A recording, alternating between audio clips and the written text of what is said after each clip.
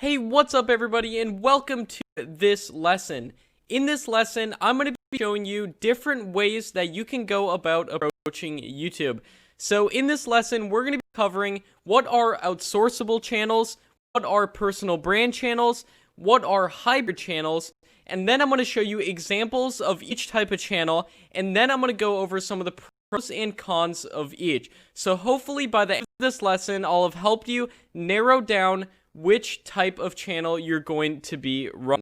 Now, outsourceable channels include list channels, for example, like top 10 videos, top 5 videos, videos of that nature. I'm sure you've seen them on YouTube. You've probably watched tons of list channels on YouTube and not even known it. And if you haven't watched it, you've probably seen them like in your recommended tab.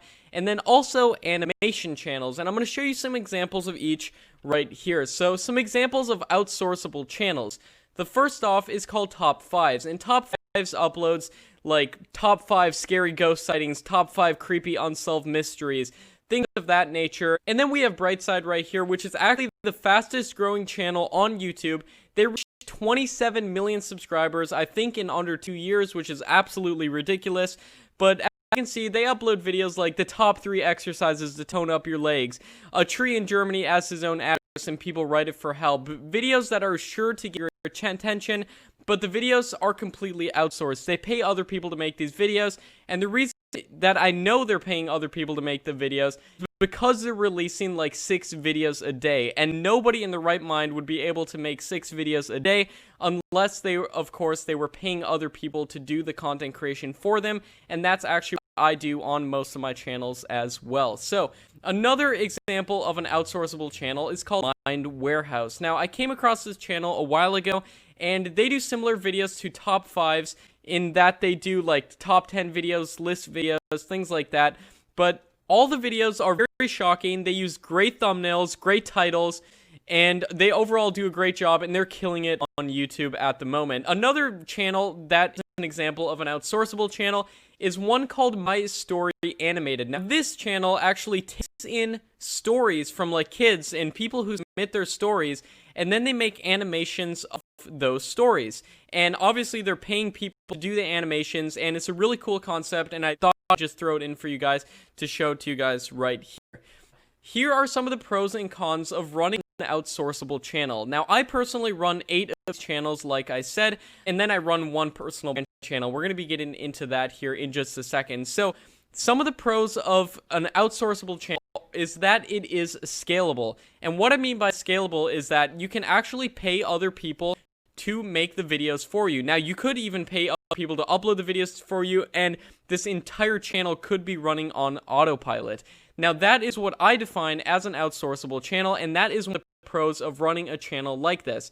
Now, another pro is that you don't necessarily have to show your face. Now, almost none of these outsourceable channels, like list channels and top 10 channels, almost none of them actually show their faces, so you don't know who's actually running these channels. And that could be seen as a big benefit, because I know a lot of people out there don't want to show their face or put their identity out online, so this is a major pro of choosing an outsourced channel. Now, some cons of running a channel like this include that it's harder to sell products. For example, would you be very likely to buy merch from a channel that makes top 10 videos? And the answer is probably no.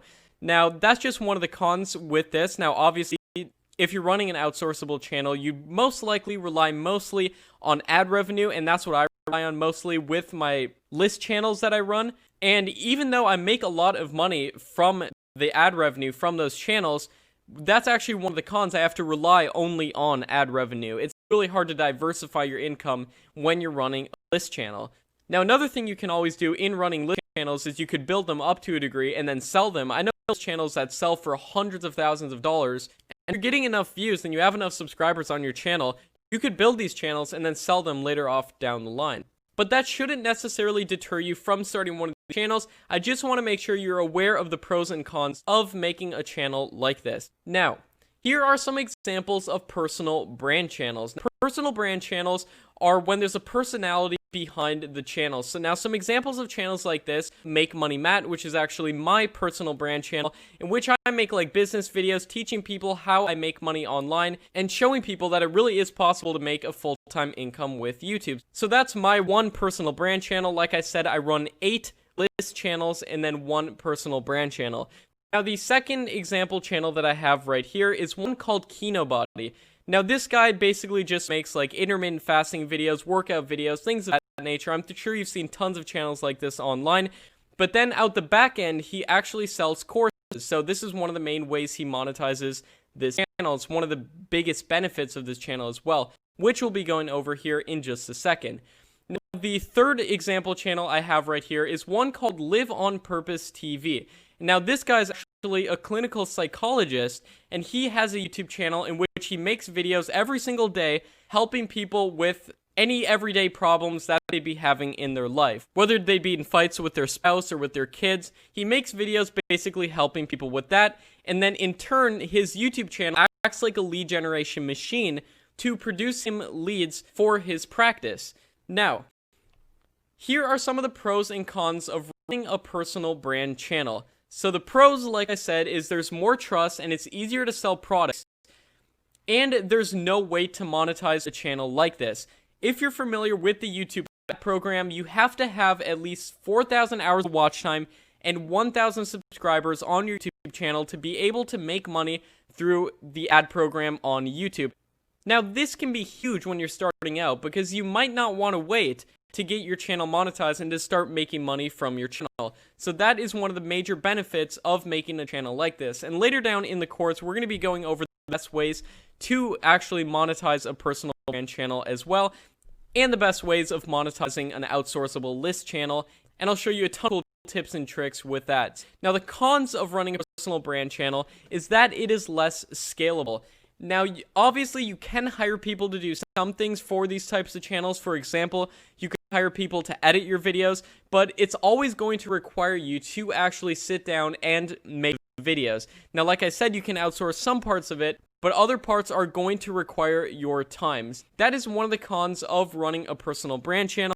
But like I said, I've freed up so much of my time by outsourcing content creation for my bigger list channels that it's actually given me time to work on this personal brand channel, and I'm making a lot of money from this channel, and I'm going to show you the exact tactics I'm using to do so.